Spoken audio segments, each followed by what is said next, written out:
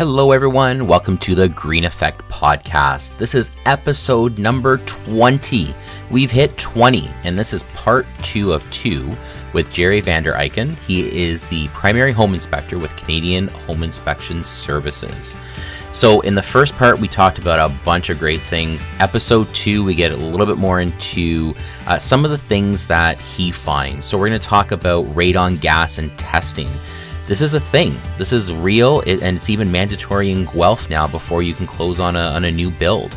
Pools. I got one, and I'm telling you, we're going to talk about things that he notices when he's doing home inspections with a pool. Septic systems, wood-burning appliances, and fireplaces. Folks, do not paint your fireplace. Paint plus fire, go boom. We talk about that on the show. His funniest business story, how he accidentally made somebody cry. I think there are more tears of joy. We're going to talk about the home inspectors in general, how they're governed, what's coming down the pipe for legislation, how do you find a good one? We're going to talk about his thoughts and my thoughts as well on making home inspections mandatory in Ontario. Mike Holmes, great guy, love his show, good or bad for the industry. And then we close up with his top 5 lists, which are things people fear in a home inspection that they just shouldn't. This episode, like the first one, has something for everyone. And here we go with Jerry.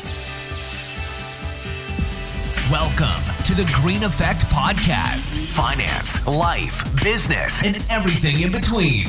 And now, your host, Stephen Green. Okay, the new up-and-coming thing right now is radon gas. Okay, yeah. Okay, it's in the U.S. There's quite a few states that have it mandatory on all real estate transactions. They have to do a radon test. Really? Wow. It hasn't hit that here yet in Canada. However, Guelph, on all brand new builds, they cannot give occupancy without a radon test for residential. And these are new builds? Brand new homes, yeah. Okay, what's radon? What's radon? So and why radon do is I have an to worry inert about gas. Radon is a gas that comes from the breakdown of uranium in the earth.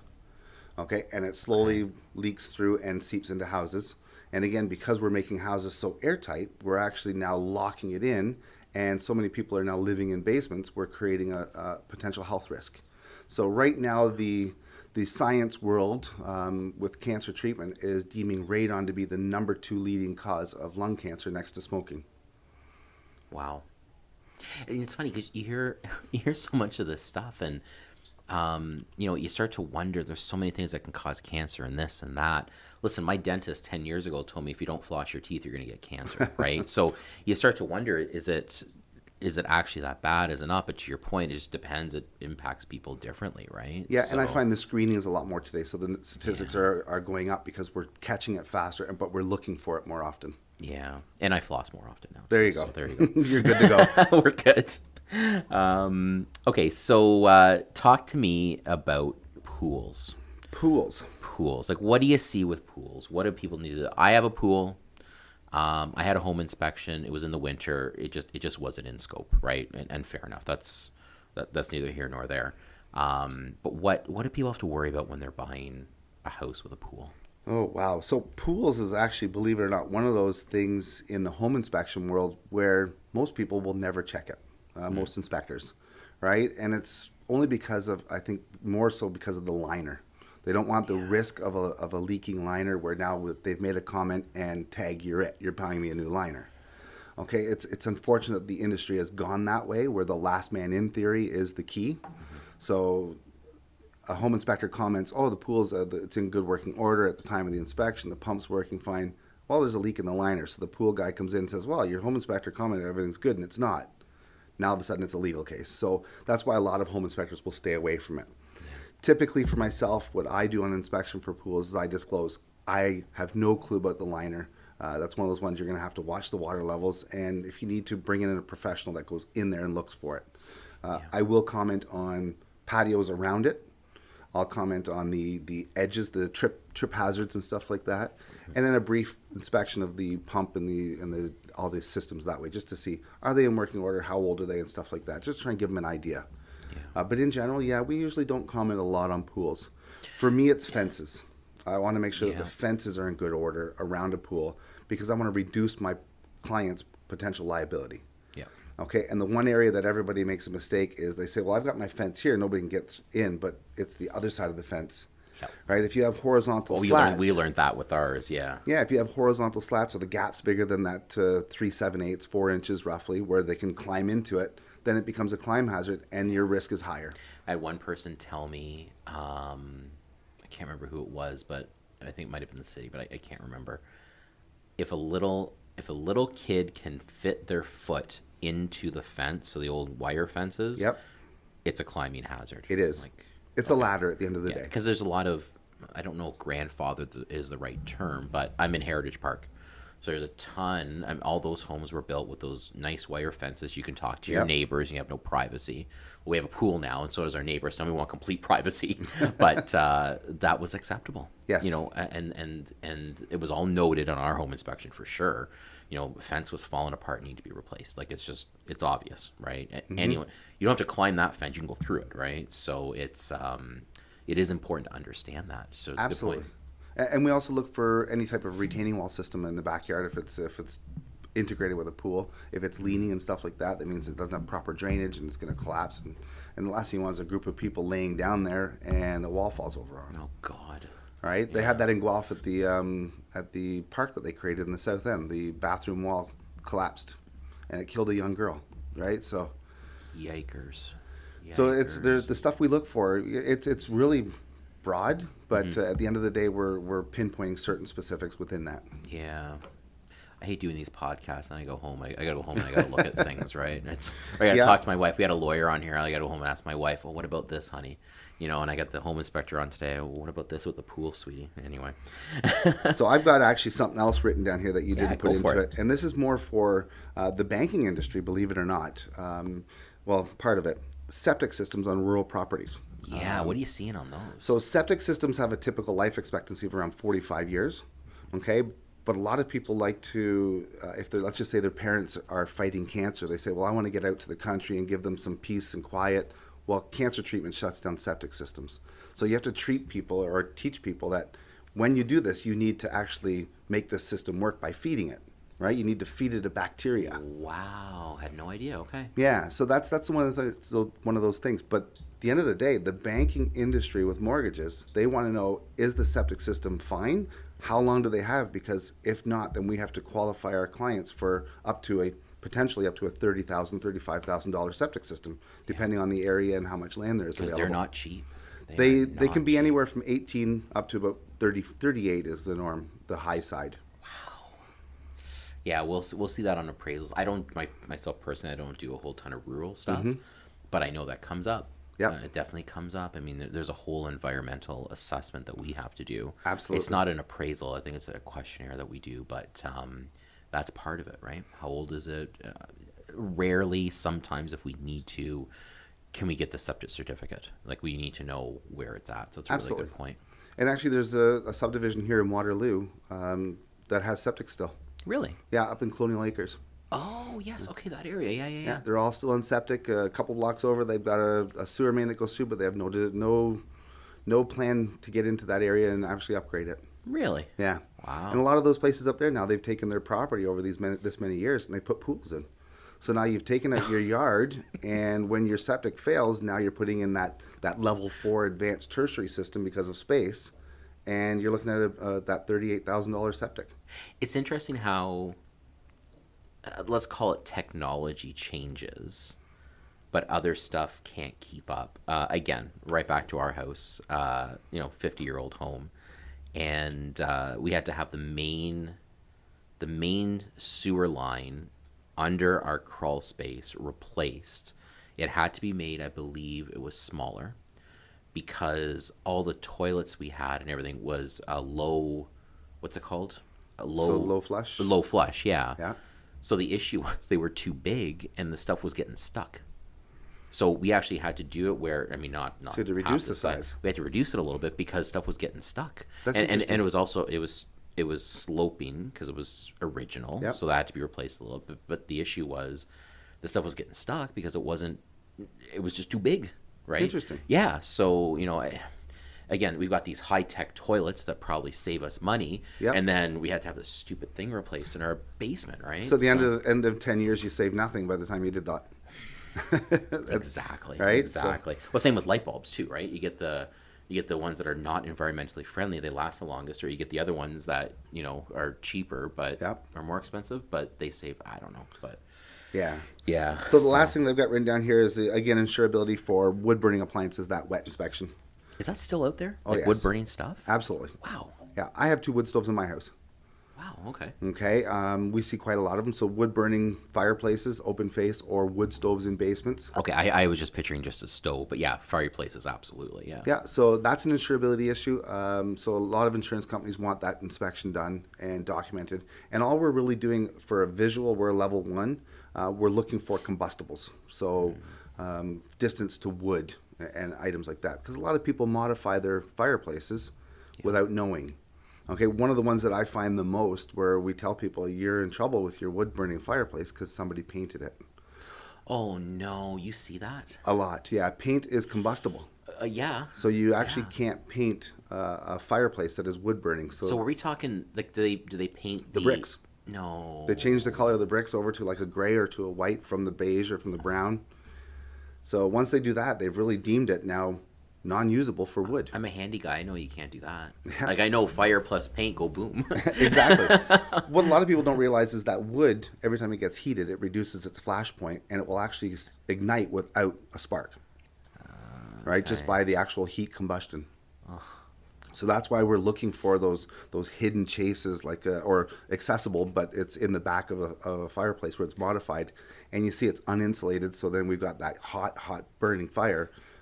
It's within 10 inches of wood, and it's going to start up in fire at one point. Without naming names or addresses, give me the one thing you walked in and said, "What were you thinking?" Oh wow! Can you get it down to one? Oh no, there's so many. The one that sticks out the most is when an agent actually took a client to the house, and I walked into it. It happens to be one of those reclaimed riverbeds. The sign on the front porch says, "Don't walk on it. It's sinking. It's falling away from the building," and you can see it. It's 5 inches off of the roof, and it's tight at the bottom. You go to the back door, and it's going the opposite way. And when you go across the road, it's the opposite way. It's falling to the right. So I looked at this house and I went, so it's falling 3 different ways, and you still brought them here. So it was one of those. We get along well, the agent. Now he looks at me today and he says, "I can't believe you actually said that to me." I said, "I would never have said it if your client was there." So right. We did this just you and me. We never made it inside the house because once he sat back and looked at it, he says, "Oh my God, what's it going to take to fix this?" And I said, "Bare minimum that I can put on paper right now is to have it assessed and $50,000 minimum Just to have this to house start. underpinned just to stop it from moving." Yeah, that's under the what were you thinking for sure. Yeah. Absolutely. Sorry, I just thought about that. Yep, no As I'm worries. hearing you tell stories, I'm like, oh man. And it's not too often I question a real estate agent, but when he took us and I looked at that house, I said, this is a contractor special, not a person that's looking for their forever home. Yeah. And he said, "Okay, this isn't for my client." And I said, "No, probably not." And I didn't even charge for the inspection. I said, "I'll leave it to you." I would have charged. No, you Come know on, what? man. And this comes down to that accountability and credibility. Yeah. That became his. I really like the way you work, right? And we're still working together today as a result. So. Perfect. Good. That's it. Good. So here's a question for you. Okay. I mean, we got all these firm offers going in and stuff like that. I should back up a second. So how are home inspectors governed? So, I sit down with clients and they say we're having a home inspection, and I refer people that I know. But if someone wasn't working with a mortgage person or whatever, how do you find a good one? Like, how are you guys governed? Oh, that's a great question. Ontario still today is an unregulated industry. So I could be a home inspector tomorrow. Absolutely. Okay. Right? Don't call me for a home inspection. It ain't gonna go well. The only thing I can really stress the importance of is look for somebody who has education. Okay. What kind of education? A Bachelor of Arts in history? No, What are we no. talking about? So there's a lot of argument that engineers are the best home inspectors out there. Some of them are. Okay. And then there's some of them that are engineers of computers, and do they really know what a house is? Yep. right? But within our industry, so I'm a member of the Ontario Association of Home Inspectors, and we have what's called a registered home inspector designation. Okay, that is right now the only organization or association that has any validity on education requirements. Okay. So when I started this career and I left my previous career, I went through Conestoga College. It's called a Carson Dunlop Home Inspection Program. There was 11 modules that we had to take, which was every single house. And you had to pass that course by a minimum of 70%. Okay. Okay, so in order to get the RHI designation, that registered home inspector, you have that module to do, the 11 courses, plus you also have 2 Ontario Building Code courses that you have to take. You also have to take a defect recognition course through the association. Oh, I like that. Okay. Yeah, so it is the only association that has that as a requirement where they actually validate it. Now, there are other associations that have a online course, but you're not sitting in front of somebody and they're watching you do the quiz. You could be sitting with your contractor buddy next door doing the quiz for you, and you get your 73% based off of his knowledge, and now you're basically a computer guy that doesn't know anything about homes. So it's a tricky marketplace. Yeah. Okay, that being said, there's a lot of home inspectors who have left our association, the Ontario Association, who are registered home inspectors, but they can't use the designation because they're not a member anymore, and they're great home inspectors. So for me, one, you want to look for price. Okay. Okay, if it's too cheap, then you're not getting that guy that's got the education. Okay. Okay, and if it's too cheap, then make sure he doesn't have, or he's got that errors and omissions and liability insurance. Okay. Right, so a proper. So you guys even have insurance. He might not even have insurance, right? Okay. Insurance for a home inspector, it's not cheap, right? We're looking at anywhere from $3,000 to $6,000 a year. Wow. Okay. Okay, and that's for your. I didn't errors know and you guys omissions. had insurance like that. Okay. Well, yeah, we have to have that insurance. It's almost like a Otherwise, doctor we're- having insurance, right? Absolutely. Yeah. So if they don't carry insurance, then it's one of those signs that you might want to say, well, why don't I look for somebody else? Right. Okay, so a proper home inspection should be anywhere between $400 and $500 and up, depending on the house. Right? If you get And somebody, the extra things they're doing for you or whatever, right? absolutely. If you get somebody that comes out and is going to do it for $250, then I would dig a little bit more. Yeah. Right? Unfortunately, we're in an industry where people don't want to pay for it. I don't get that. Me either. It's I your biggest don't single Get purchase. it. And maybe it's because maybe if you're about to buy what you're about to buy, and let's face it, an average home is what, 400 or 500 grand. You're not willing to spend $350, $400 on a 500, whatever it happens to be, on a home, on a good home inspection, right? Absolutely. Not anything. It worries me when I hear, and I'm talking about a situation where people could put conditions in, because obviously when it goes firm, it's a completely different ball game. But it worries me when I say, I'm bringing my uncle who is a drywaller. Yes. Fantastic. That worries me a little bit, right? So yeah, that part blows my mind. But Yeah, we get that a lot. You get that a lot where the dad thinks he's got everything and he knows everything, and you walk in there and 4 seconds later you're pointing out 2 things that he's already missed. He's been there for an hour, and you look and say, do you want me to continue or do you want me to leave? Like, it's up to you. So it's education. Yeah. You got to keep in mind it's a young industry still when you think about it in the real estate world. It really started in the early 90s, late 80s. Really? Okay. Yeah, so our president founded his company in 1988. But the home inspection world got the designation, like the Ontario Association got the RHI designation in 93, I believe it was, with PR 158. Okay. Okay, and it basically was the government's legislation saying that the association had the right to regulate its members. Right, so we didn't have a right to license all of the home inspectors, but only our members, and we've basically made our members live up to a certain standard. Good. So that's something to know about. Yeah, for sure. Right.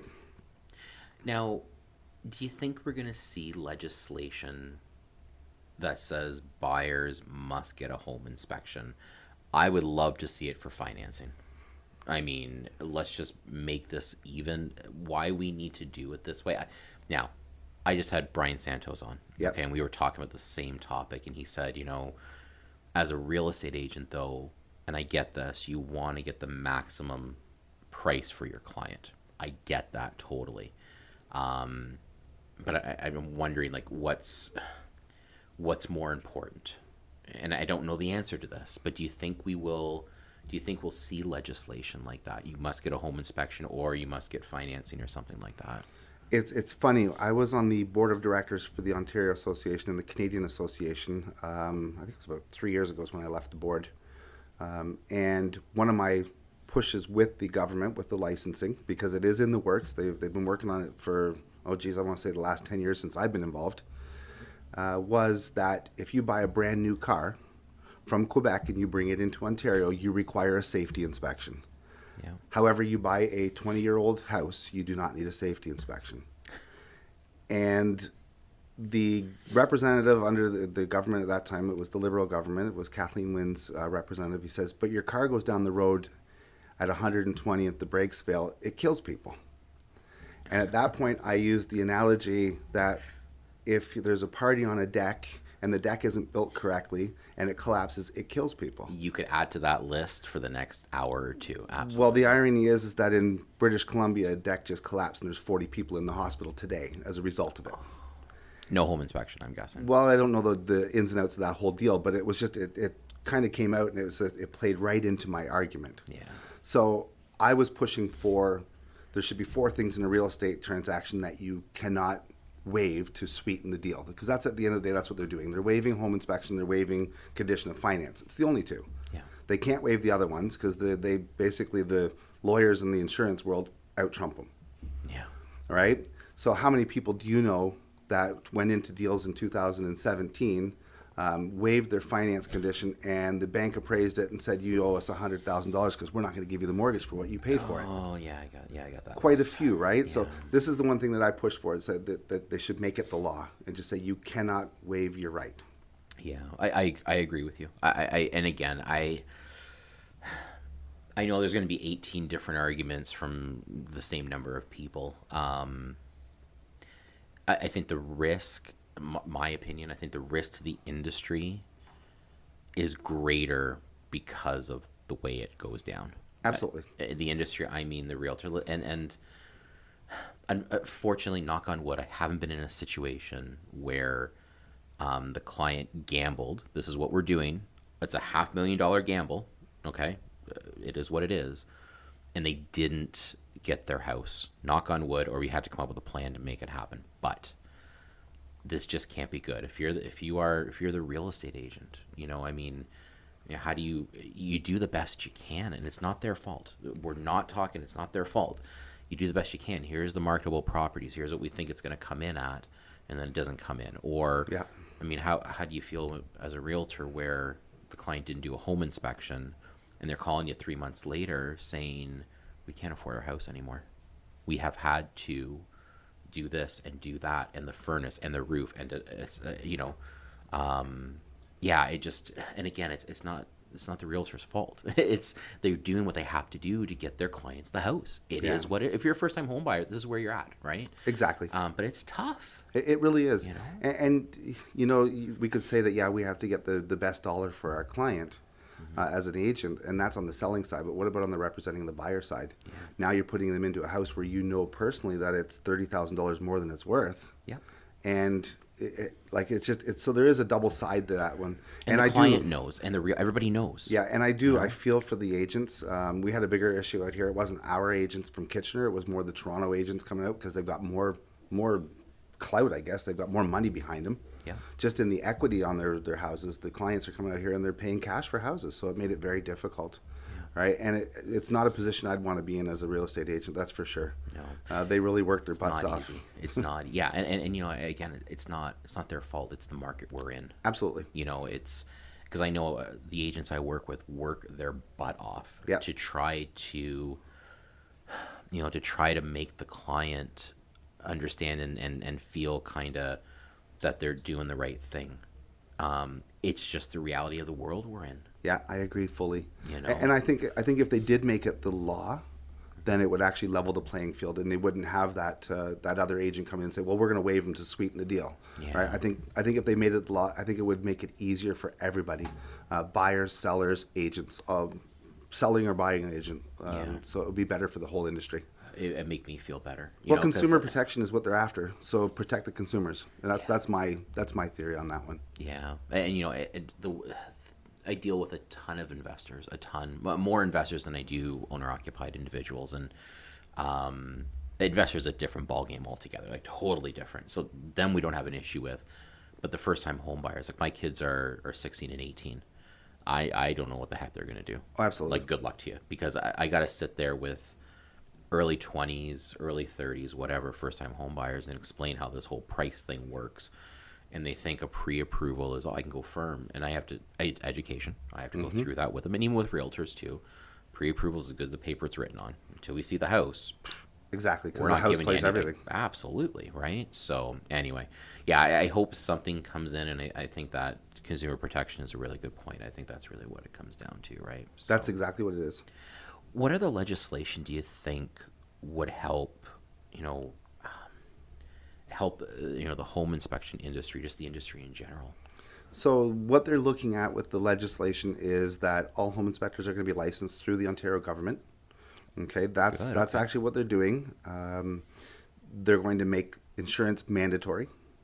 And the stickling point right now, I think, is the education factor for the ones that are working versus the ones that are coming in. So I don't think that they've rushed to implement it yet, because at the end of the day, no government wants to put people out of work, right? They want to keep employment numbers in, but they also want to give the home inspectors that are currently working that do not have the education the opportunity to go and get it. So that's why we haven't seen it come in. I'm almost confident of that based off of my meetings. Which is good if they're going to work with the existing ones. Exactly. Because I think you said earlier, like, there's probably some good ones. Oh, there's some fantastic home inspectors out there that don't belong to the associations, right? They're very knowledgeable. Okay, a prime example would be somebody like Mike Holmes, right? He's got a lot of building knowledge, but he's not a member of any association. Yeah. So he's kind of got his own little world out there that he's operating under. And it's, he knows what he's talking about. That's the good thing. Good or bad, Mike Holmes? I've heard so many different things from home inspectors. Both. Tell me about that. Explain that. Because my wife watches HGTV at nauseum. So the one thing I really like Mike Holmes about with his show is that he's made people aware of the fact that there's some home inspectors that are questionable. They don't look at everything in the right light. The downfall is that he gives an unrealistic expectation as to what a home inspection is and what we do. Because he's gutting walls. That's right. Yeah. Okay, and we really can't tell based off of his TV show what the condition was at the time of the inspector's inspection.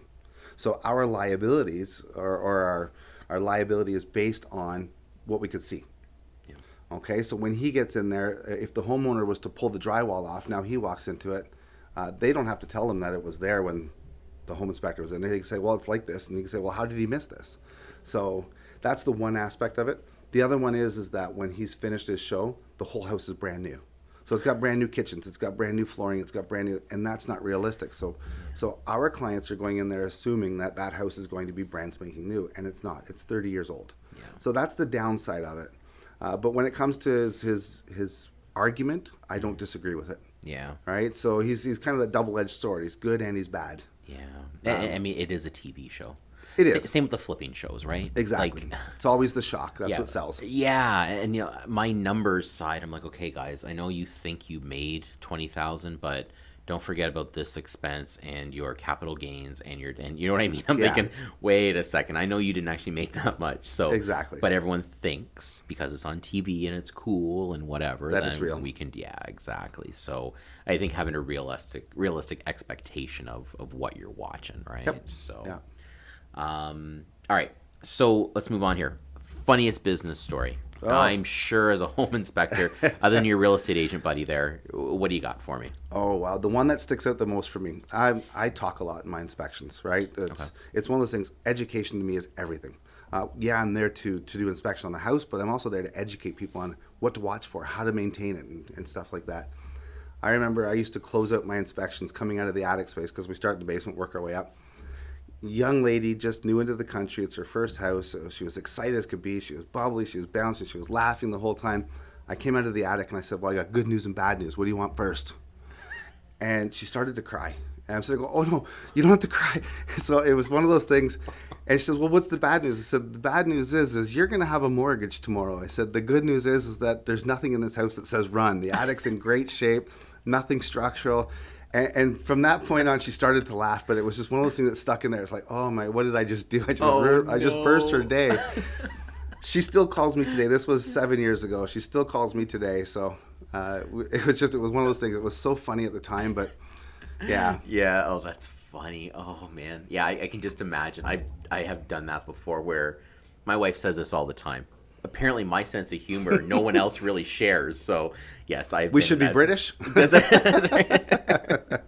Yeah, so it was just one of those funny ones. It stuck with me forever. So having said that then, so let me ask this question because I get this a lot. When you're obviously going to do a home inspection and talk differently between a first-time home buyer and like an investor or whoever, right? So, or even someone who has owned a home 3 other times, right? Because you start to understand a little bit, right? Yes.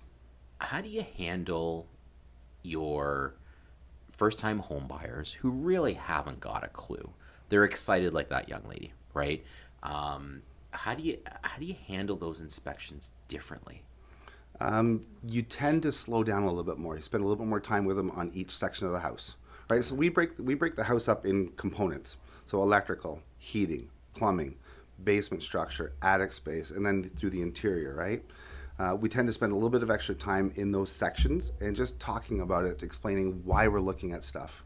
The way I do my business, and it's one of the reasons why my fee is where it is, I actually advise my clients, don't expect to remember everything today. You're not going to. You've got a lot on your mind. We cover a lot in 2 hours. And it's usually within the condition period, so they're waiting for financing and insurance. Exactly. Right. And the legal aspect of their purchase is where they're concentrating on, which is their mortgage, which is the lawyers and all that. So I always advise them that when you move in, take a notepad, write down all your questions for the first couple of weeks because you're going to learn stuff every single day. I said, send me an email. And if I can't figure out what you're looking at and stuff, I'm coming back. It's free. And I say, I will go through all of your education, the maintenance of your furnace, what to watch for. So that's how you handle those guys. That's incredible. That's great. You know what? It's that extra value is what it is. And to me, that's the process of the home inspector. We're not just there for 2 hours. We want to be there for their next house in 5 years or 10 years. Right? And that's also what reflects upon the real estate agent because it shows that they're doing the same thing and the people they're referring are doing the exact same thing.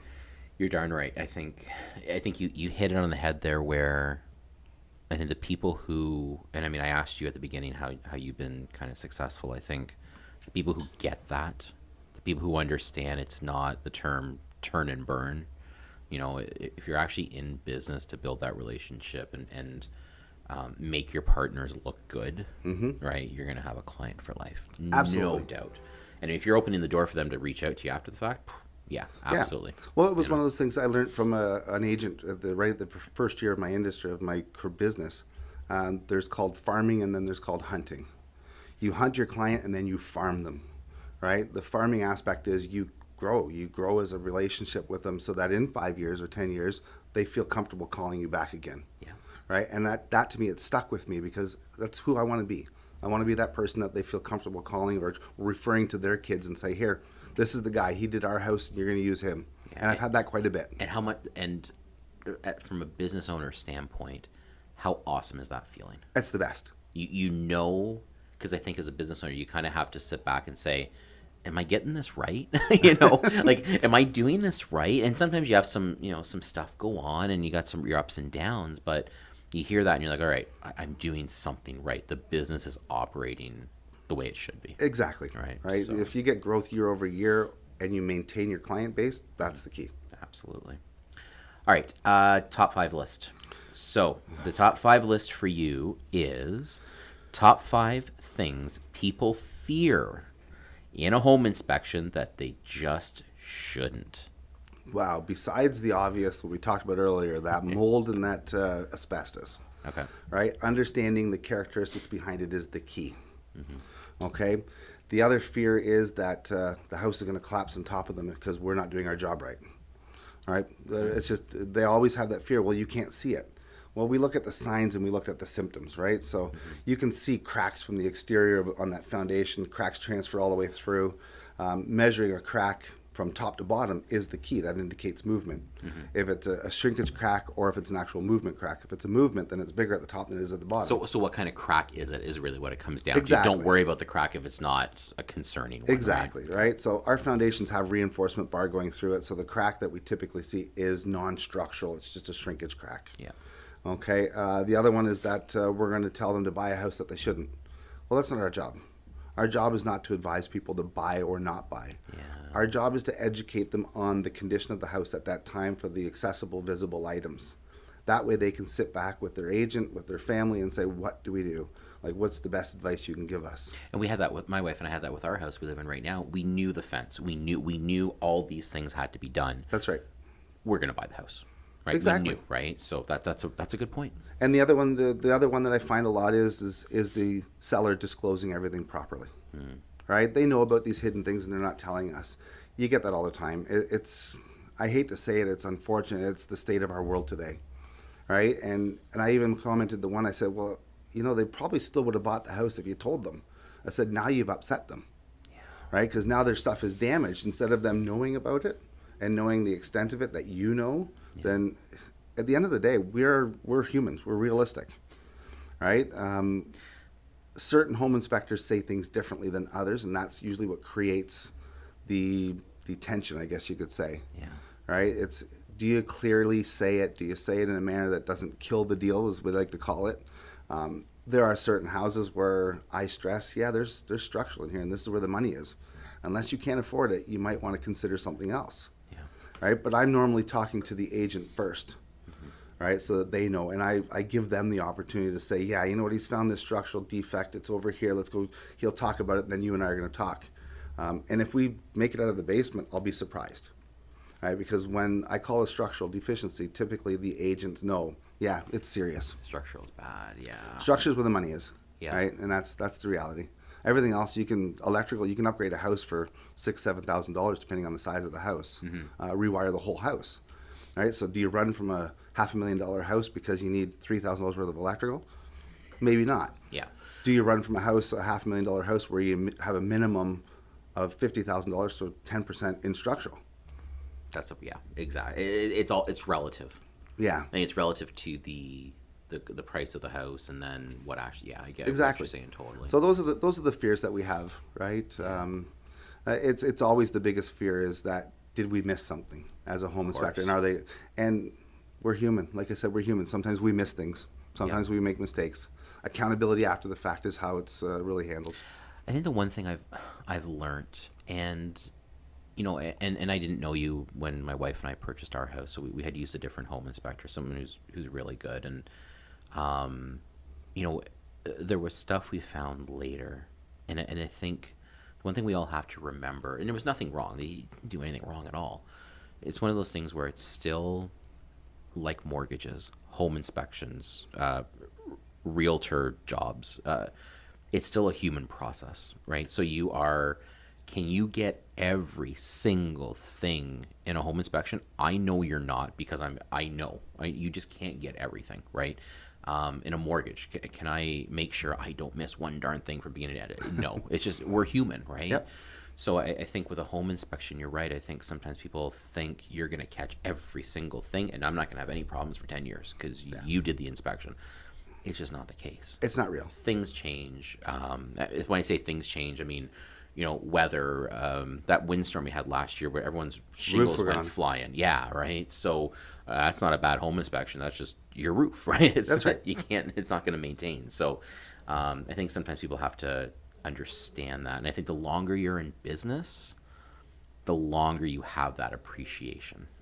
Yeah. Right? You know what I mean? Yeah, I would agree. And unfortunately, I talked earlier about that last man in syndrome. Yeah. Right? This is where now that TV show that we talked about, Mike Holmes, contractors now watch that, and the first thing that they say is, "Well, your inspector should have caught this," right? And then we're into that whole legality aspect beep, of here it. Comes the bus. Get under. Absolutely. And then it's hard for us to try and justify, well, your contractor wasn't here during the inspection, so he has no clue what I got to see, right? So how you can make that assumption that, well, he should have seen this when the basement was full of storage and furniture, and we couldn't see any of the exterior walls, right? That's a lot of it. The one area that we tend to see that the most is crawl spaces or underneath stairs. Because everybody, when they sell their house, puts everything into those spaces and covers all those walls. And we can't get in there. So that's where there's a crack hidden. But at the end of the day, people just spent their money. They just spent all their life savings, and now it's $450 that they don't want to spend for a crack repair. Oh God, I wish it was only $450 for some of the stuff we've had to fix. Absolutely. Yeah. And like I said, it's sometimes you got to appreciate your house. And we have this appreciation. I mean, it's a 50-year-old house. You got 50-year-old problems. Exactly. Right? It is what it is. Our pool, from ways I don't care to discuss on the show, we found out our pool is 30 years old, right? So we have 30-year-old pool problems. Yeah, it is what it is, right? But yeah, so it's just also just being realistic, I think, too. It is, and a lot of it is people think that they should have today's standards in a house from 40 years ago, and it's not, right? You're not going to have the same electrical in there. You're not going to have the same drywall and accessories and stuff, right? Yeah, well, how many times you go and you're at Home Depot or you're talking to a contractor and then they're like, well, we do this now. Okay, well, since when? Like a year ago? Because that's not fair, right? Like it's now if you do it a year ago, that's different. That's a new thing, right? Exactly. So, well, it's hard to explain, but the building code is not retroactive, right? Which means that today's rules don't apply in a house built 5 years ago. Yep. And that's one of those ones, well, we need GFIs in the kitchen. Well, this house was built in the 70s. You don't need GFIs in the kitchen. GFI is your ground fault circuit interrupters. That's the black and red button. So if it hits water, it turns off. You don't need it. It's not wired for it, so it's hard to do. Yeah, we have that with our roof. We're replacing our roof right now, and they went up in the attic. And there's only, again, I'm going to butcher this terminology, there's only 4 vents. Okay. And he's like, I think building code now is a heck of a lot more than 4. I think. Depends on the size, right? Because it's actually 1 square foot for every 300 square foot of attic space divided by 2. So I haven't got a clue. Top and bottom. But I think we're supposed to have more, I think. Yeah, more is better. Said. But at the time, in 1969, 4 was good. Yeah. No problem, right? Yeah. So I get that. And I think the longer you have owned a home, you start to understand this. Exactly. Things change, times change. It is what it is, right? Yep. So, okay, sorry. Was there anything else on your top 5 list? No, that's pretty much it. Very good. I think we only did 4, but that's okay. That's all right. You know what? Yeah, it's as long as we get the main things, then I think we definitely captured that. So, Jerry, listen, thanks for coming on. Oh, thank you so much. So shameless plug time. If people want to reach you, email, phone, website, how do they get a hold of you? Absolutely. They can call or text me at 519. No, you want people texting you. I actually like the text. You messages. Like text? Okay, because I say that to people and I'm like, oh, shoot, I shouldn't have said that. Yeah, no. Because now I'm dealing with text. I always worry. Do you ever worry about texting a client something you're supposed to go to your wife? Oh, that happens all the time. Okay, that's another show. Go on. What's your phone number? So the reason I like text messages, when I work with a client on a home inspection, my phone goes on silent. I do not answer it. Okay. People get frustrated. And it's just, but if I was representing you and working with you, would you want me to stop working with you to interrupt for that person? Good point. Right? And their answer to that is, well, absolutely not. I want you to pay attention to me. So it can't be both ways. You can't have it one way. So I always like text messages because it gives me the ability to say, listen, I'm on inspection. I'll call you in 2 hours. Okay. Right? Just a quick little response. So call or text 519-577-8001. You can reach me by email at jerry@canadianhomeinspection.com. And it's Jerry with a J? Jerry with a J. Perfect. Or you can visit our website, www.canadianhomeinspection.com. And it's home inspection singular. Home inspection. I know because I was on the website there last night. So cool. Yeah. Good. All right. Well, again, thank you so much. We'll have to have you back because I'd love to have you back just to go through, hey, this is what we talked about today, and this is some updates that we've seen and stuff like that. So, yeah, that'd be awesome. So. Absolutely. That would be great. Well, thanks for listening, everybody. Until next time, we'll talk to you soon. And there you go, part 2 of 2. Thanks for listening to the Green Effect podcast. Don't hesitate to reach out to Jerry for any of your home inspection needs. Great guy, knows his stuff, real personable, and now you know exactly how he does his business and how he conducts himself. Don't forget to follow me, RBC Stephen Green, on both Facebook and Twitter, and we'll talk to you next time. Thank you for listening to the Green Effect Podcast. Subscribe to this podcast on iTunes or Google Play so you catch the next episode. And don't forget to leave a review. Much appreciated.